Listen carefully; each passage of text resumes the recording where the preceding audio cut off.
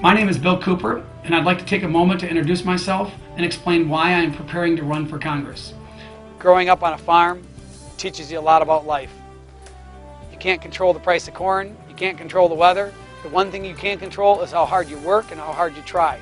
If you think your way through things, work hard, you greatly improve your chances for success. That's been a lesson I've taken with me throughout my life, and I'll take it with me to the U.S. Congress. After graduating from college, I started my first real company.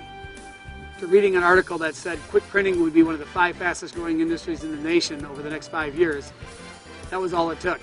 So in doing my research, I read another article called The Greatest Success Story Ever Told about a guy named Kenny the Printer in Irvine, California. I went out and visited his shop, did some consulting with him, and came back and started Billy the Printer. Standing right now inside of I think it was the world's first drive-up copy window. I started this company in 1985, and it's still here today.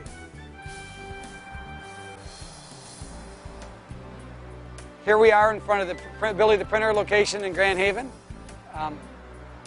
We made some good decisions along the way and ended up growing to 3 print shops.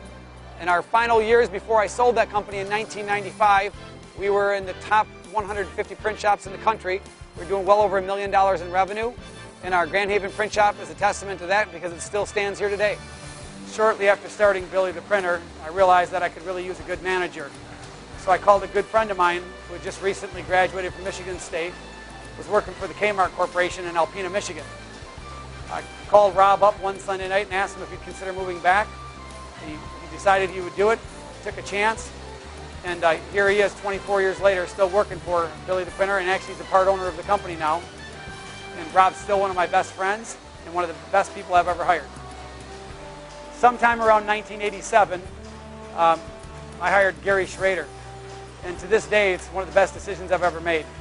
Gary gave us the ability to do quality that we couldn't previously do, and he was a great employee, great addition, and he's still with Billy the Printer today, 22 years later.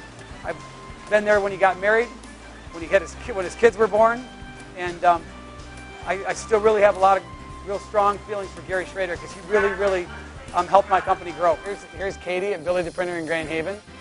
Katie's been here for 22 years. I think we hired Katie originally in 1988, right? Yep. I still remember it like it was yesterday. My manager Rob and I were standing about 20 feet from the front door in our location in Fruitport at that time, and we saw Katie walk through the front door, and even though we'd already interviewed like 10 or 15 graphic designers and typesetters and people with a lot of printing experience, when Katie walked through the front door, I looked at Rob and I said, "Rob, there's the girl right there that we're going to hire." And Rob looked at me and I said, "Look at her," and it was this smile right here. I saw that smile on her face, and I knew that she was going to be the person that was going to manage our new print shop in Muskegon. That was going to be our second location, and it was one of the best hiring decisions I ever made. And Katie's gone through some tough times in the 90s when she was diagnosed with MS. I learned a lot more about MS than I ever thought I would. But there were times when we actually had a little place set up for Katie in the print shop when she got a little warm in the afternoon. And anybody that understands MS understands that sometimes you can get a little overheated in the afternoons. And we would set up a little place for Katie to take a little 20 to 30 minute cat nap, get rejuvenated. And she was able to continue working. And she's still hanging in there and still doing okay, aren't you? Yep. Katie's my girl. In July of 1989, after 4 different owners and 4 bankruptcies in 9 years, I bought this facility out of U.S. Bankruptcy Court. I got an option to purchase from the Visser brothers who owned the building, and the Omni Fitness Club was born. People thought this business was doomed for failure and that I was crazy, but soon we were profitable and the rest is history. I was president of the Omni for 15 and a half years. When I sold the Omni to my manager, Lana, the Omni had more than 2,500 members. The rapid turnaround of the Omni in Muskegon grabbed a lot of attention, and I soon started receiving calls from other struggling large fitness facilities. A group of doctors with a large vacated facility on Lakewood in Holland asked me if I would partner with them to create an Omni in Holland. I started a franchise and management company, and despite being shuttered for several years, the Holland Omni was profitable in just its second month of operation. I'm really proud of that, and I'm still friends with those doctors today, and they have pledged to support my campaign. This is Lana.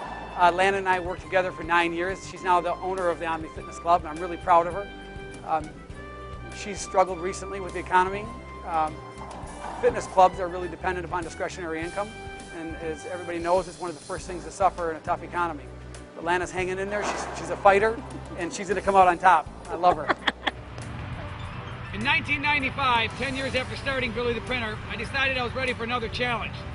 I sold the print shop and I started an outdoor advertising company called Big Time Communications. At one point, our company had almost 200 billboards. This is one of them right here. I built that with my own two hands, a couple guys helping me.